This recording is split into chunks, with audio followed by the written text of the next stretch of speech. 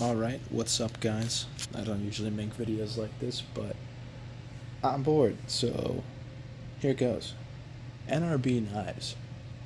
It's run by a guy named Garrett, who Instagram handle is I'm not a real boy. He used to be a knife modder, but now he is a maker. I guess he decided, hey, I can make these balisongs, it can't be that hard. And he did, and they're actually really cool. But I'll get to that in a second. Garrett, as a person, seems to be very disliked by a hardcore of people in the community. There is a lot of toxicity when it comes to him. I mean, I read comments every once in a while. I'll look at the Reddit r balisong, and he gets a lot of shit. And I think it's because he is just brutally honest in his opinions. I think that's one thing that kind of rubs people the wrong way sometimes, especially when people are loyal to a certain brand. BRS. Yeah. But he also buys clones because he reviews balisongs on his YouTube channel. So he buys clones and he reviews them. That's a big no-no in the balisong community, really. People hate people who buy clones. It's like if you say you buy clones, 50% of people will just immediately not like you as much, I guess. But when he reviews them, some of them, he even says, hey, this clone's actually not half bad. And it's actually a pretty good value compared to the original. And in the past, he has criticized some of the workmanship on BRS products. Like, I think he made a video on a replicant, or he took pictures of it, where the G10 on the chevrons was, kind of sloppy and messed up, and there was blade rub going on, and it wasn't properly tuned or fitted. And he was vocal about it, and the BRS fans came out of the woodwork and just started autistically screeching. Like, hey, I'm a big fan of BRS as well. I think they make generally good knives, and I think the Replicant's probably my favorite knife of all time. Some people just get very loyalist kind of thing, and they're just kind of acting like a child. Honestly, I'm not going to name anybody, but there's a lot of people that kind of attack Garrett and his knives because they're pretty new. I mean, both of these came out very recently. I have the Trapcode here as well. But I read some stuff where it was like, oh, he doesn't go to school. He doesn't have any training to make knives. He didn't go to knife making school. Who the fuck goes to knife making school? Like, for real, it's a craft. It's not like rocket science here. And they're like, oh, he's just making a CAD file and sending it off to print in China. Fucking China. Squids and BRS are made in America and freedom. And that logic is so fucking flawed. I actually got a little angry when I was reading this. It's like, okay, do you know what else is made in China? Literally everything. The phone or computer watching this on, made in China.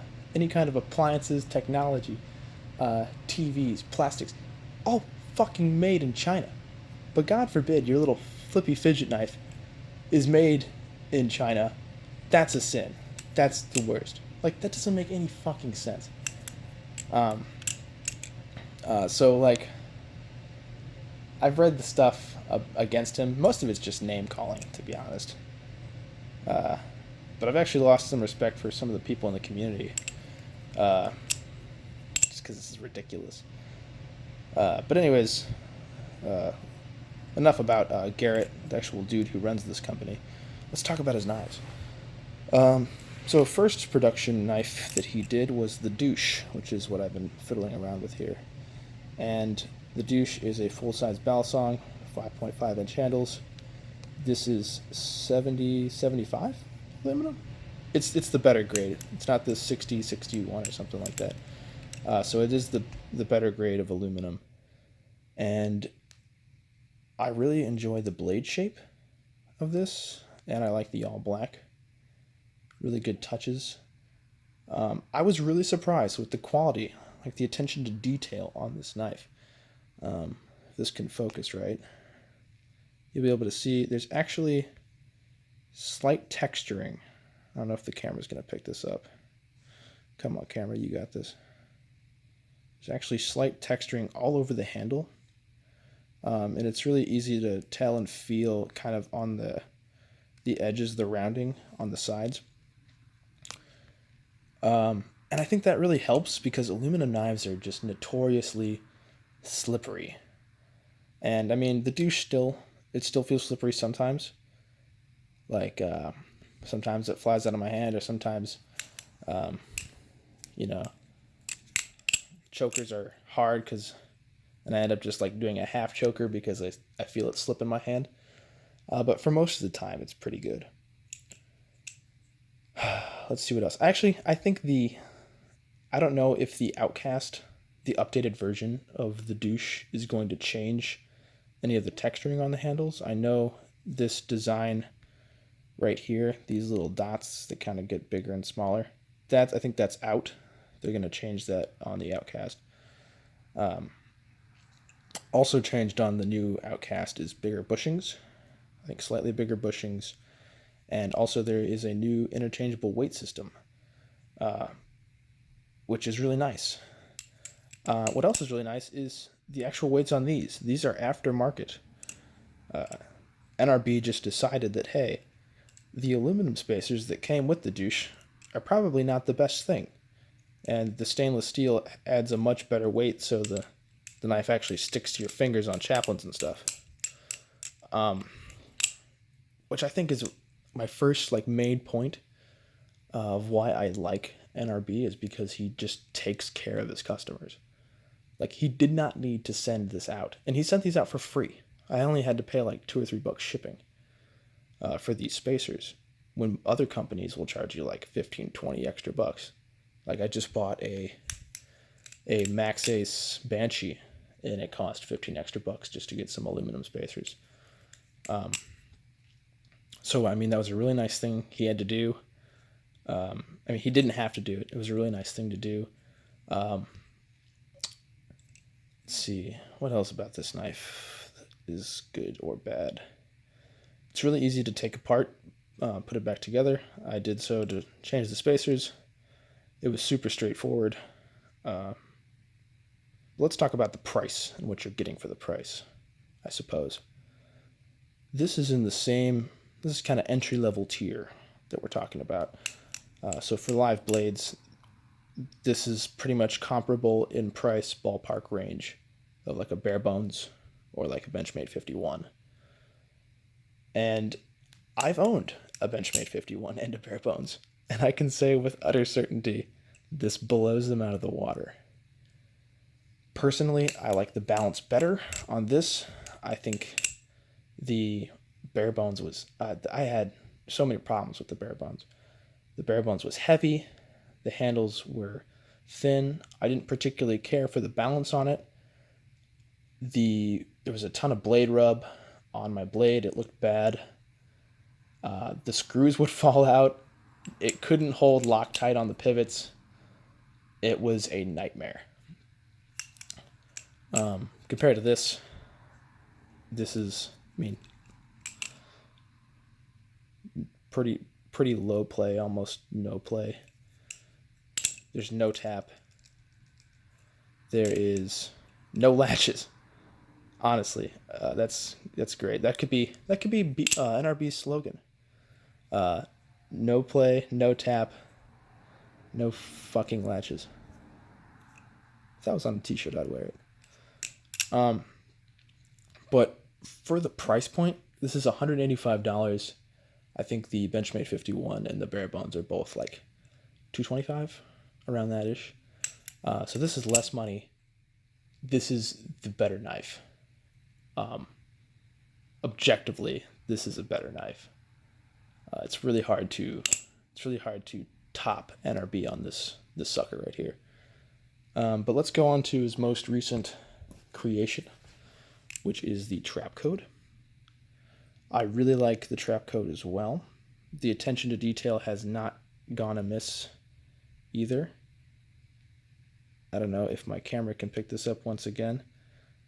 But instead of rounding the handles like the Douche did, they went for a chamfered style. And there is texturing on the chamfer that you can definitely feel. It adds a little bit of grip to it. There's also texturing on the spine of this blade. And it's really a shame that my camera can't pick this up. But take my word, there's texturing on the spine here, and there's texturing on the sides of these handles. Just little details like that that I think really make this knife better. There's also that same kind of, I'll probably actually pick it up because it's pretty noticeable. Wow, maybe not. Camera award does not go to me, I guess. But it still has those same grooves on the blade going like that, and they're actually much smaller than the Douche, which I like. This is a titanium sandwich knife. It has floating spacers, which I've never seen in another knife, but I'm sure somebody's done that before. It's probably not his original idea, but it's rare, and I think it's a nice touch. Like the Douche, this comes with multiple spacer types. These spacers are, I think I'm on the titanium ones right now, but they come with titanium and aluminum. And I think they both feel pretty good. This feels more like, it kind of feels more like an Alpha Beast as far as balance goes, but it's a whole lot lighter.